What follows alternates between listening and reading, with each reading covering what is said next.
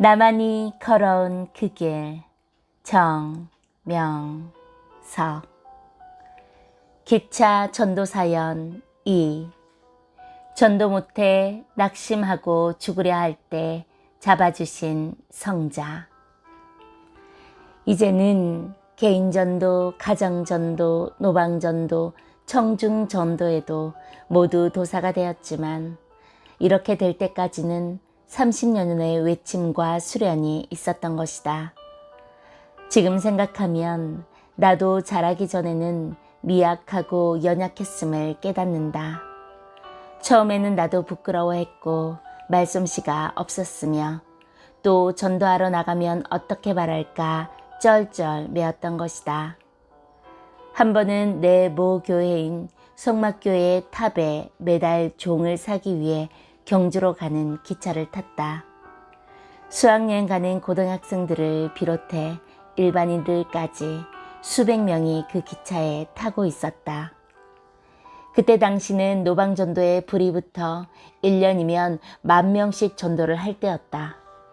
그래서 기차를 탄 김에 많은 사람들 앞에서 복음을 전하려고 마음을 먹고 첫 칸부터 마지막 칸까지 다 도전하겠다고 결심했다. 그런데 수학여행을 가는 여고생들로 붐비는 기차칸에 막상 전도를 하려고 섰더니 부끄럽고 쑥스러워서 도저히 말을 꺼낼 수가 없었다. 그래서 그냥 나온 후 화장실에 들어가 문을 잠그고 기도했다. 저들을 전도할 테니 힘을 주십시오 하니 기도하면 하나님께서 전도하라고 하지 말라고 하겠느냐? 그러니 그냥 하면 된다 라는 생각이 들어 담대히 다시 들어가게 되었다. 교사들이 화투치기를 하고 있는 모습이 보였다. 전도하려고 들어갔으나 입이 안 떨어졌다. 할 수 없이 그냥 나와 또 기도를 했다. 그리고 또다시 들어갔다. 그러나 세 번째도 입이 안 벌어져 전도를 못했다. 그러기를 몇 번이나 반복하니 사람들의 눈초리가 따가워졌고 어떤 수상한 사람을 보듯 나를 쳐다보았다. 학생들이 이상한 사람 왔다 갔다 한다고 교사에게 일렀다. 그러니까 교사들이 화투치기를 하다가 나를 불러서 왜 왔다 갔다 합니까? 이상하네요 했다. 그때 당시 외치기만 하면 다 믿게 만들 말씀이 나에게 있었음에도 불구하고 나는 말을 못하고 화장실에 갔다가 귀를 잘못 들었습니다 라고 대답하고서 나와버렸다. 나는 나 자신을 원망했다. 나에게는 청소년 관리 공인 자격증이 있었기에 그 자리에서 말하면 되었는데 못한 것이다. 하나님께서 전하도록 여건을 주셨는데도 못했으니 너무나 낙심이 되고 스스로가 한심하게 느껴져 기차에서 뛰어내리기로 결심했다. 나 같은 병신은 죽는 것이 낫다. 내가 꿈만 크지 무엇을 한단 말이냐. 죽어라. 이런 것도 못하면서 어떻게 다른 일을 하겠느냐. 스스로를 책망했다.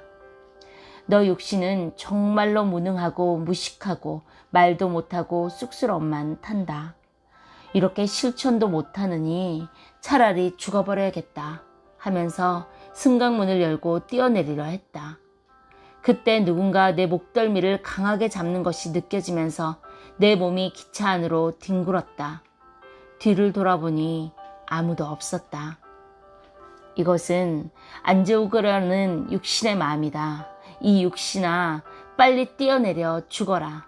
더는 못한다. 할 수가 없다.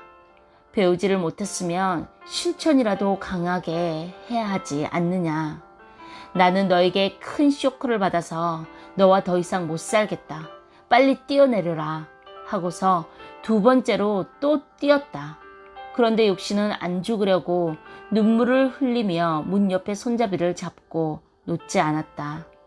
그때 나는 누가 나를 붙잡았나? 왜 내가 손을 안 놓을까 생각했다. 순간 예수님의 모습이 떠오르면서 내가 너를 위해 죽어주었는데 왜 죽으려고 하느냐 하는 음성이 들려왔다. 내가 전도를 못해 창피해서 죽으려는 순간 나를 잡아주신 분은 다른 사람이 아닌 성자이셨다. 전도를 한 번에 하려는 것은 무리한 일이지. 그것은 어린아이가 비 올 때 혼자 청소해 치우겠다고 하다가 안 되니까 죽어버리겠다고 하는 것과 똑같다. 앞으로도 할 기회가 많다. 그 기질 대단하다. 낙심하지 말고 계속 나를 위해 복음을 전해다오 말씀하셨다. 비록 부끄럽고 민망한 기억이지만 그 사건을 통해 나는 더욱 복음을 전하고 전도하는 데 열심을 내게 되었다.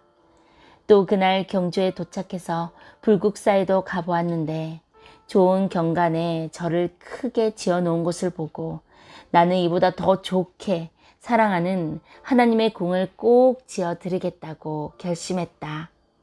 그 후 결국 하나님의 뜻이 있는 최고의 위치에 지금의 자연성전을 만들게 되었다.